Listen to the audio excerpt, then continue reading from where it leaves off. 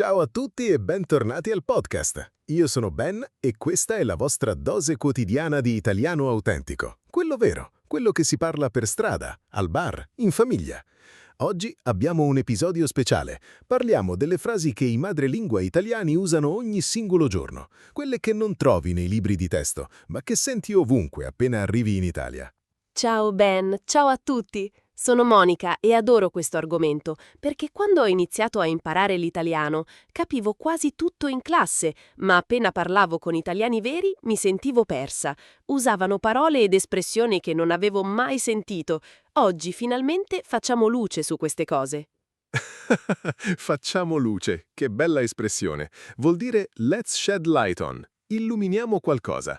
Già usiamo italiano autentico e siamo solo all'inizio. Allora Monica, partiamo subito. Qual è la prima frase che ti ha sorpreso quando hai iniziato a sentire italiano vero?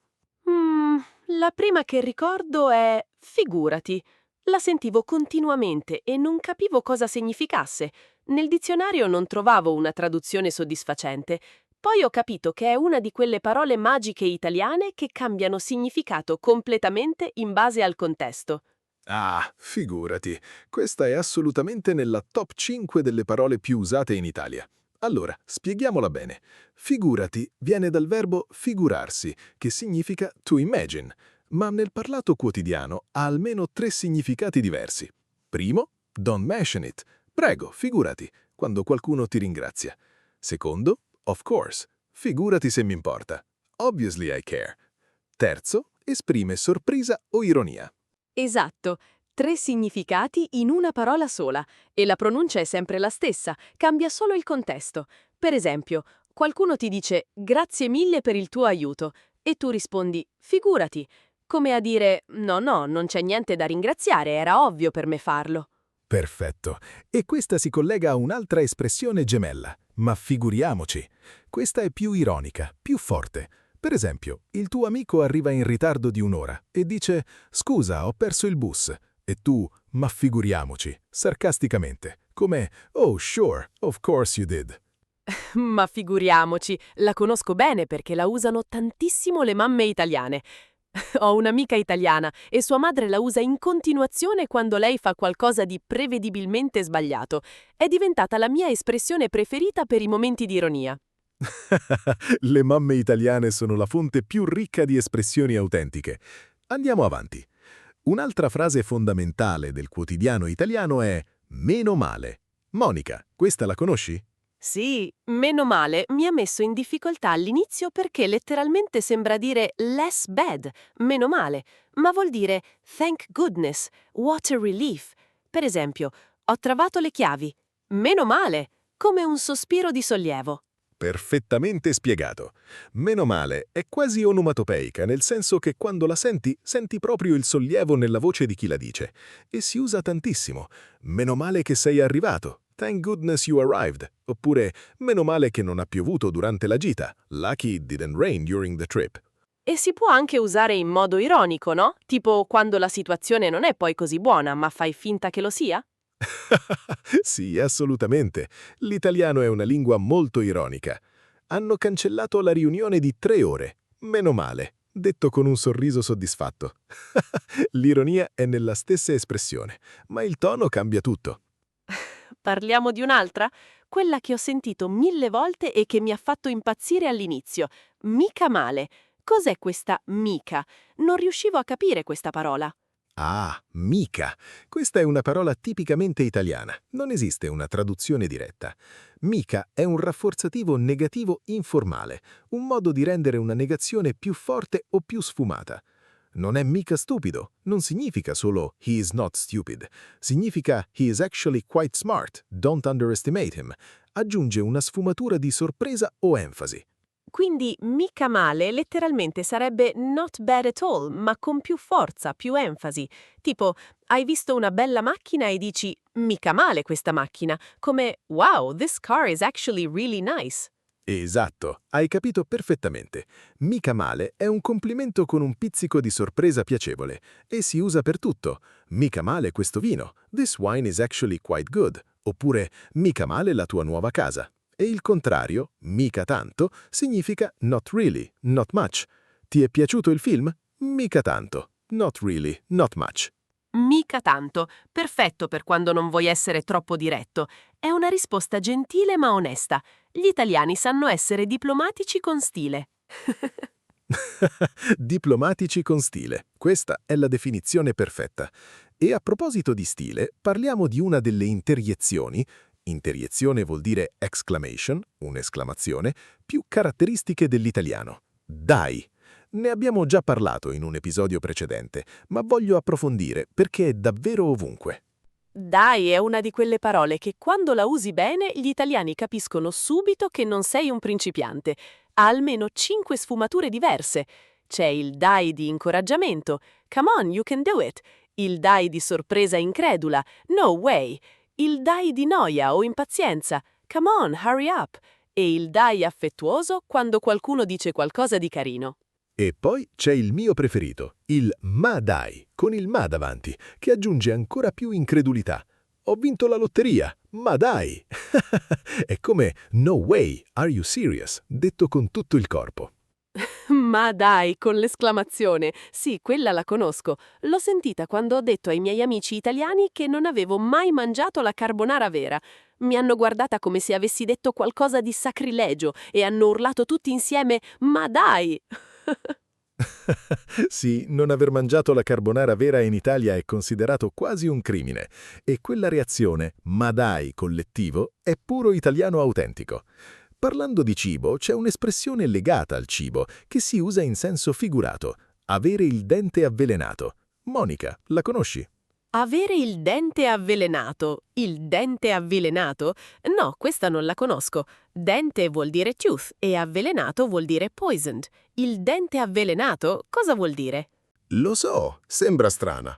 Avere il dente avvelenato contro qualcuno significa to hold a grudge against someone, avere rancore.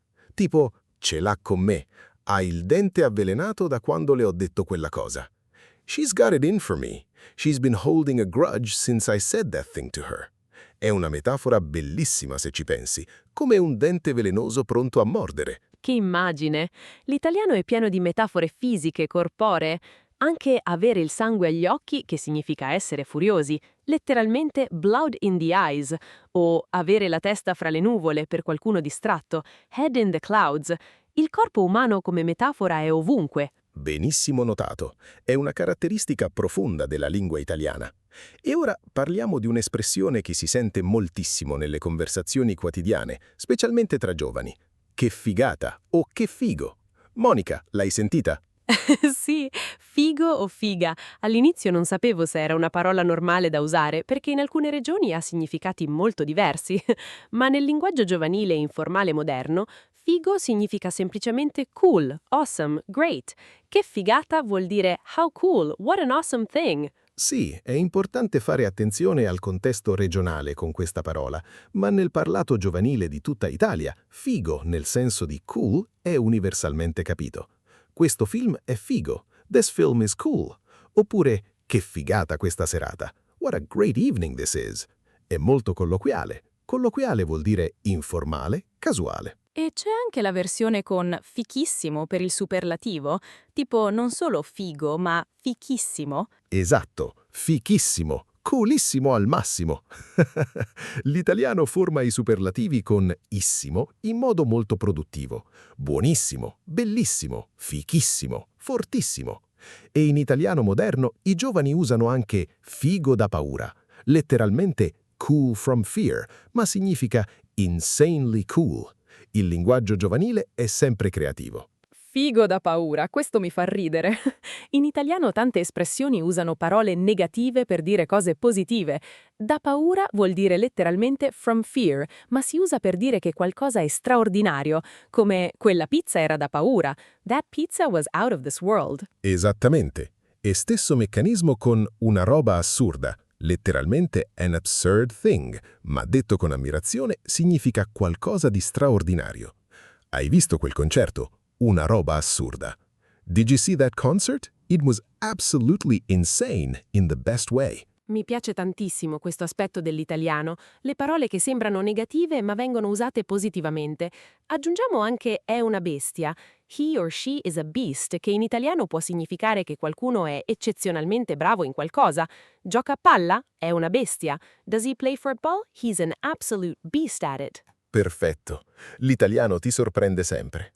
Ora parliamo di un gruppo di espressioni molto usate per esprimere accordo o disaccordo nelle conversazioni, perché in italiano non si dice sempre solo sì o no, ci sono 1000 sfumature. Per esempio, per dire esatto precisamente, si usa esatto, appunto o proprio così. Appunto, questa la sento tantissimo. È diversa da esatto? Leggermente sì. Esatto è più neutro, exactly. Appunto ha una sfumatura in più, significa precisely, that's exactly the point I was making. Come se qualcuno stesse confermando un ragionamento. Quando qualcuno dice qualcosa che tu stavi già pensando, dici appunto. Exactly, that's the point. C'è quasi un senso di soddisfazione in quella parola. Interessante. E per disaccordo, come dicono gli italiani I disagree in modo naturale senza suonare roscorti? Ah, bella domanda. Gli italiani hanno un'arte del disaccordo gentile. Si usa molto beh, quella pausa pensierosa con beh, come well in inglese, che segnala che stai per dire qualcosa di diverso. Oppure non è proprio così. It's not exactly like that. O il classico dipende, it depends, che è forse la parola più italiana che esista. Dipende. Questa è universale. Chiedi a un italiano qualsiasi cosa e la risposta è dipende. Quando arriva il treno? Dipende. È buono quel ristorante? Dipende. Fa freddo fuori? Dipende. È la risposta a tutto.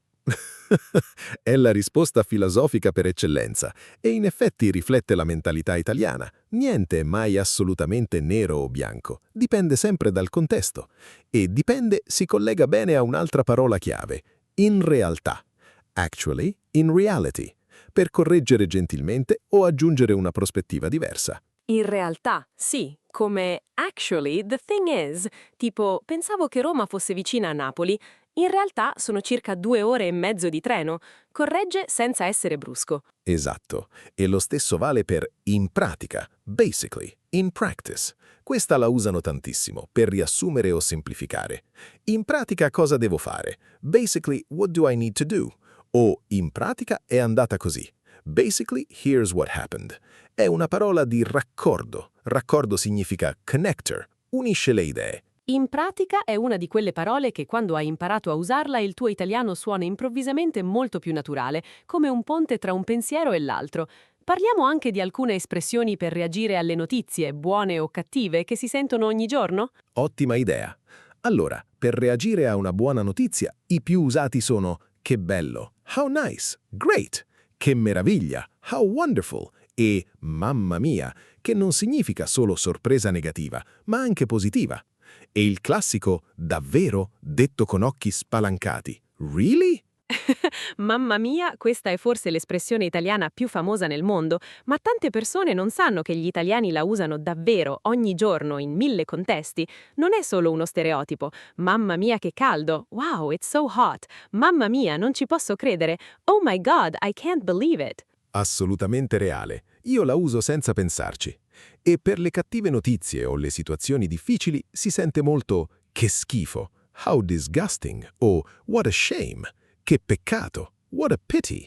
E il drammatico, ma dai, non ci posso credere. Oh, come on, I can't believe it. Che peccato, è bellissima. Letteralmente what a sin. Peccato vuol dire sin in italiano, ma si usa per esprimere dispiacere per qualcosa. Non puoi venire alla festa? Che peccato! Non ha nessuna connotazione religiosa nel parlato quotidiano, è solo dispiacere genuino. Esatto. E che schifo. Schifo vuol dire disgust. Si usa anche in modo iperbolico per cose non letteralmente disgustose. Questo film è una schifezza. This film is terrible. Non vuol dire che fa schifo fisicamente, ma che è brutto, di pessima qualità. Prima di concludere, voglio menzionare un gruppo di espressioni che mi hanno aiutato tantissimo nelle conversazioni. Le frasi per guadagnare tempo mentre pensi, perché in italiano non puoi sempre semplicemente dire o come in inglese. Ci sono parole specifiche per questo. Ottimo punto. Le parole riempitive vuol dire filler words, sono fondamentali per sembrare naturale. In italiano si usa tantissimo allora all'inizio di una risposta mentre raccogli le idee. Senti, Listen, look, per iniziare qualcosa di importante. Cioè, che è come I mean o that is to say, per spiegarsi meglio. Cioè è la mia preferita. La usavo già in spagnolo come osea e in italiano funziona in modo simile. Cioè non intendo dire quella cosa in modo negativo, cioè volevo solo il cervello guadagna secondi preziosi mentre la bocca continua a parlare. Esattamente, cioè è il salvavita del parlante italiano in difficoltà. E aggiungo nel senso, in the sense that, I mean, molto simile a cioè, ma leggermente più formale. E tipo usato come like nel senso americano, tipo non lo so, tipo forse. I giovani lo usano continuamente, anche se i puristi si lamentano. I puristi. L'Annie Langua ha i suoi puristi che soffrono per l'evoluzione del linguaggio giovanile, ma tipo come filler è ormai parte integrante dell'italiano parlato, piaccia o no. La lingua vive e cambia. Esattamente. La lingua è un organismo vivo e con questo pensiero bellissimo mi avvicino alla conclusione. Monica, facciamo un riassunto delle stelle di oggi, le espressioni che secondo te ogni studente di italiano deve assolutamente imparare. Allora, la mia lista personale. Figurati per rispondere ai ringraziamenti con eleganza. Meno male per esprimere sollievo. Mica male e mica tanto per sfumature di apprezzamento e disappunto. Appunto per confermare con precisione. In pratica per raccordare le idee. E che peccato per il dispiacere sincero. Perfetta lista. Io aggiungo ma dai per la sorpresa autentica. Dipende per la risposta filosofica italiana, cioè e nel senso per guadagnare tempo naturale e mamma mia per tutto il resto. Con queste espressioni comincerete a suonare italiani davvero. E il bello è che queste non sono solo parole, sono finestre sulla cultura italiana. Il modo in cui una lingua esprime le emozioni, le reazioni, le sfumature, riflette come pensa quella cultura. Imparare queste espressioni è imparare a pensare un po' come un italiano. Che conclusione meravigliosa, Monica. Imparare le espressioni è imparare a pensare come un italiano. Me lo scrivo nel cuore. Grazie infinite per questa conversazione ricca e bellissima. Grazie a te, Ben. È sempre un piacere enorme. Mi sono divertita e spero che anche i nostri ascoltatori abbiano imparato qualcosa di nuovo oggi. Amici, grazie per essere stati con noi. Prendete queste espressioni, usatele, sperimentatele, fatele vostre. Non abbiate paura di sbagliare. Come diciamo sempre, la fluidità arriva dall'uso. Ci vediamo alla prossima puntata. Ciao ciao! Ciao a tutti! Figuratevi quanto ci fa piacere avervi qui ogni settimana. A presto!